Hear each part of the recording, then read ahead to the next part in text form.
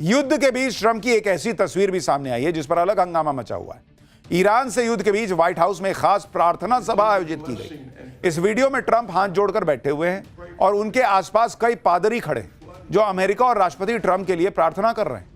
इस दौरान पादरियों ने कहा कि अमेरिका मुश्किल वक्त से गुजर रहा है। राष्ट्रपति ट्रंप और अमेरिका की सेना की सुरक्षा की कामना की गई। सुनिए कैसे हालात हो गए अमेरिका के कि भाई दुआओं पे काम चल रहा है, ये नौटंकी पे काम चल रहा है कि सबको मैसेज जाए कि देखो मैं कितना दुनिया के लिए युद्ध लड़ रहा हूं और इतना परेशानी में हूं कि मेरे लिए यहां पर प्रार्थना करनी पड़ रही है। देखिए क्या व्हाइट हाउस में उनके अपने घर में ये नौटंकी हो रही है। His mind, and Lord, you will guide him in these challenging times that we're facing today.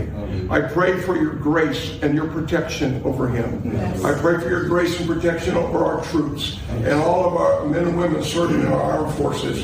And Father, we just pray you'll continue to give our president the strength that he needs to lead our great nation. देखिए प्रार्थना सबको करनी चाहिए, ईश्वर को याद जरूर करना चाहिए, लेकिन कैमरे के सामने इस तरह से ये जो चल रहा है इसको पब्लिक करेगी, ये नौटंकी कर रहे हैं, जानबूझ के दिखाने के लिए कर रहे हैं। ये असली मन से जो है ना ईश्वर को याद नहीं कर रहे। और सवाल उठ रहा है कि सोचिए ईरान ने इनकी क्या हालत कर दी कि अब इनको भगवान याद आ रहे हैं। इधर ईरान ठोक रहा है, उधर अमेरिका भी नई नई मिसाइलों की टेस्टिंग कर रहा है। युद्ध के बीच अमेरिका ने एक नई बैलिस्टिक मिसाइल मिनटमैन 3 का टेस्ट किया है। इसे डूम्सडे मिसाइल यानी कयामत के दिन इस्तेमाल होने वाली मिसाइल कहा जा रहा है। यह मिसाइल हिरोशिमा पर गिराए गए परमाणु बम से भी 20 गुना अधिक विस्फोटक ले जा सकती है। मिनटमैन 3 की रेंज लगभग 10,000 किलोमीटर है और यह मिसाइल लगभग 24,000 किलोमीटर प्रति घंटे से ज्यादा की तेज रफ्तार से चल सकती है। इससे यह मिनटों में अलग अलग महाद्वीपों को टारगेट कर सकती है। यह हाइपरसोनिक स्पीड से कई कॉन्टिनेंट्स में हजारों मील का सफर कर सकती है। इसी कारण यह दुनिया में लगभग कहीं भी टारगेट पर हमला कर सकती है। अपनी ताकत को दिखाने के लिए अमेरिका ने ईरान का एक और जहाज भी डुबा दिया। दावा है कि ईरान के ड्रोन ले जाने वाले जहाज पर हमला कर उसे तबाह कर दिया गया है। ईरान के इस ड्रोन कैरियर का नाम आयरिस शाहिद बाघरी है। साल 2025 में ही ईरान ने इसे लॉन्च किया था। यह जहाज ड्रोन्स के लिए रनवे की तरह काम करता था। अमेरिका की तरफ से लगातार ईरान पर हमले के वीडियो जारी किए जा रहे हैं। जैसे इस वीडियो में अमेरिका के शिप से ईरान पर हमला करने के लिए मिसाइलें दागी जा रही हैं, यह दिख रहा है। ऐसे ऐसे वीडियो के दम पर ट्रंप माहौल बना रहे कि ईरान तो बस बर्बाद हो गया, उसकी नेवी डूब गई, एयरफोर्स खत्म हो गया। अमेरिका का दावा है कि ईरान के बैलिस्टिक मिसाइल के अटैक 90% कम हो गए। इसी सब दावों को लेकर अब ट्रंप का नया बयान आया है। ट्रंप कह रहे हैं कि ईरान से कोई डील नहीं होगी, ईरान को बिना शर्त सरेंडर करना होगा। इसके बाद एक महान और सभी की सहमति वाला नेता चुना जाएगा। अमेरिका और उसके सहयोगी ईरान को तबाही के ढेर से खड़ा करेंगे, ईरान की इकोनॉमी को सबसे मजबूत और ताकतवर बनाएंगे। ईरान का फ्यूचर बहुत ब्राइट होगा।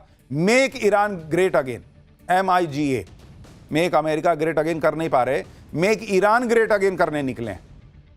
ट्रंप ऐसा दिखा रहे हैं कि ईरान तो घुटनों पर आ गया है, अब उसे सरेंडर करना ही होगा। उधर ईरान की सेना कह रही है कि अभी पिछले 7 दिनों से तो हम लोग पुरानी मिसाइलें फोड़ रहे थे, साल 2010 वाली। अभी तो ईरान ने नेक्स्ट जनरेशन वाली मिसाइलें निकाली ही नहीं है।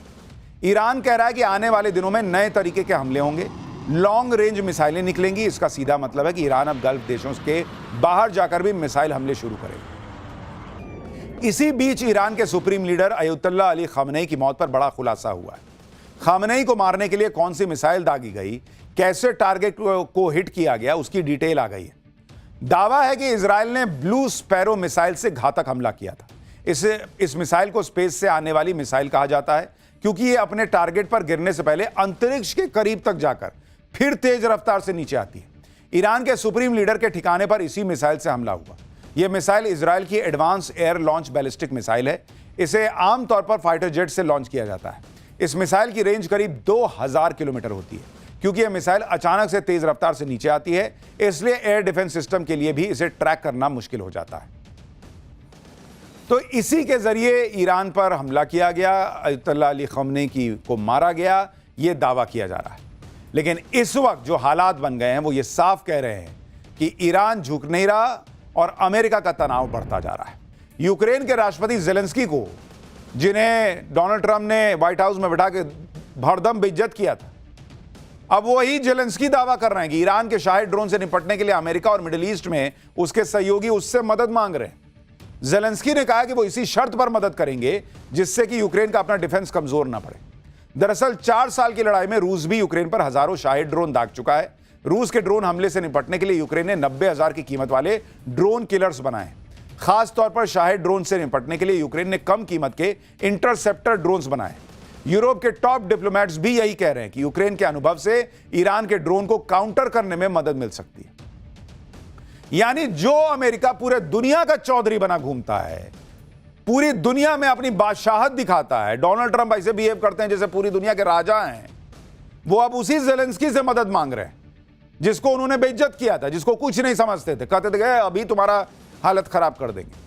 आज सोचिए अमेरिका की क्या हालत कर दी ईरान ने कि वो ज़ेलेंस्की से कह रहे कि भाई तू कुछ मदद करेगा। यूक्रेन के राष्ट्रपति के इस बयान के बाद डोनाल्ड ट्रंप का बहुत मजाक उड़ रहा है, क्योंकि आज अमेरिका जिस ज़ेलेंस्की से मदद मांग रहा है, व्हाइट हाउस में उसको बैठा के बेइज्जत करता था, कहता था कि you don't have cards. Iran ने अमेरिका का कार्ड खत्म कर दिया। अब ट्रंप ज़ेलेंस्की को लेकर मीम चल रहे हैं जिसमें ज़ेलेंस्की कह रहा है कि I have the interceptors. Card छोड़ो, मेरे पास इंटरसेप्टर है। ट्रंप की वजह से अमेरिका का यह हाल हो रहा है। ईरान युद्ध में फंसकर डोनाल्ड ट्रंप की बैक टू बैक बेइज्जती हो रही है। अब डोनाल्ड ट्रंप ने नया शिकूफा छोड़ा। भाई साहब कह रहे हैं कि ईरान में खामनेई की जगह जो भी नया लीडर चुना जाएगा, उस प्रक्रिया में अमेरिका को जरूर शामिल किया जाए। ट्रंप कह रहे हैं कि ईरान के लोगों के साथ मिलकर वो नेता चुनेंगे। डोनाल्ड ट्रंप कह रहे हैं कि उन्हें नहीं लगता कि खामनेई के बेटे मोस्तफा खामनेई अगले लीडर होंगे। जब डोनाल्ड ट्रंप से पूछा गया कि क्या ईरान के दिवंगत शाह के निर्वासित बेटे रजा पहलवी अगले नेता होंगे, तो उन्होंने कहा कि अभी कुछ कहना जल्दबाजी हो। यानी डोनाल्ड ट्रंप ने रजा पहलवी के नाम पर सीधे सीधे इनकार नहीं किया। उधर ईरान ये कहकर ट्रंप का मजाक उड़ा रहा है कि तुमसे न्यूयॉर्क का मेयर तो चुन नहीं पाते, तुम हमारे यहां का नेता चुनोगे।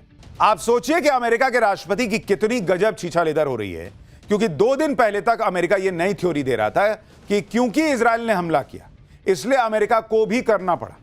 अब ट्रंप कह रहे हैं कि ईरान का नेता भी वो चुनेंगे। क्यों भाई? ईरान युद्ध में ट्रंप की नॉनस्टॉप फजीहत की खबरें आ रही हैं।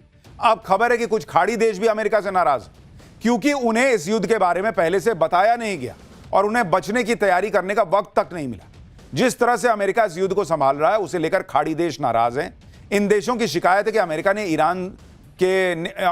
ने और ईरान ने उसे चेतावनी को अनदेखा किया, जिसमें ईरान ने पहले ही कह दिया था कि अगर उस पर हमला होगा तो पूरा इलाका उसकी चपेट में आएगा। यहां तक कि खाड़ी देश इस बात से भी गुस्से में हैं कि अमेरिका की मिलिट्री उनके देश को डिफेंड करने में नाकाम साबित हो रही है। बताया जा रहा है कि युद्ध की शुरुआत से अब तक ईरान 5 खाड़ी देशों पर 380 मिसाइल और 1480 ड्रोन से हमला कर चुका है।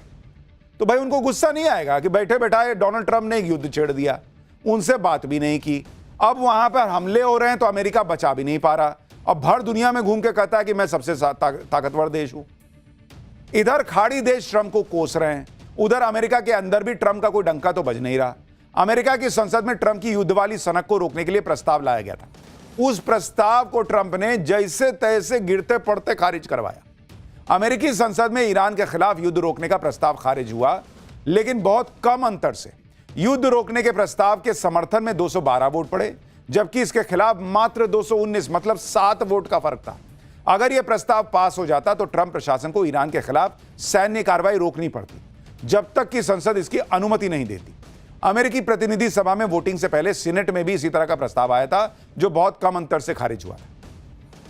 यानी यह समझिए कि ट्रंप बाल बाल बच रहे हैं। अमेरिका के अलग अलग सर्वे कह रहे हैं कि जनता इस युद्ध से खुश नहीं है। वहां अमेरिकी संसद में डेमोक्रेट सांसद ट्रंप को सुना रहे हैं कि तुम राजा हो जी जो इस तरह की हरकत कर रहे हो। इधर डोनाल्ड ट्रंप की युद्ध नीति की अमेरिका में धज्जियां उड़ रही हैं। उधर ट्रंप ने नए युद्ध और नए टारगेट का ऐलान कर दिया है। ट्रंप ने संकेत दिया है कि उनका अगला टारगेट क्यूबा है। ट्रंप कह रहे हैं कि मार्को रूबियो यानी अमेरिका के विदेश मंत्री जबरदस्त काम कर रहे हैं और आपका अगला फोकस क्या होगा? क्यूबा है ना। ट्रंप ने कहा कि हम पहले ईरान वॉर खत्म करना चाहते हैं, लेकिन बस ये वक्त की बात है। आप क्यूबा जाइए, लेकिन सिर्फ घूमने। इस क्यूबा को इतना प्यारा भी नहीं बनाने वाले कि आप वहीं बस जाएं। मतलब यहां दुनिया जो है वो कोस रही है कि इस आदमी की वजह से पूरी दुनिया में जो है वो महंगाई बढ़ेगी, अर्थव्यवस्थाएं जो है वो गड़बड़ाएंगी। ये भाई साहब अब कह रहे हैं कि क्यूबा इनका अगला टारगेट सेट है।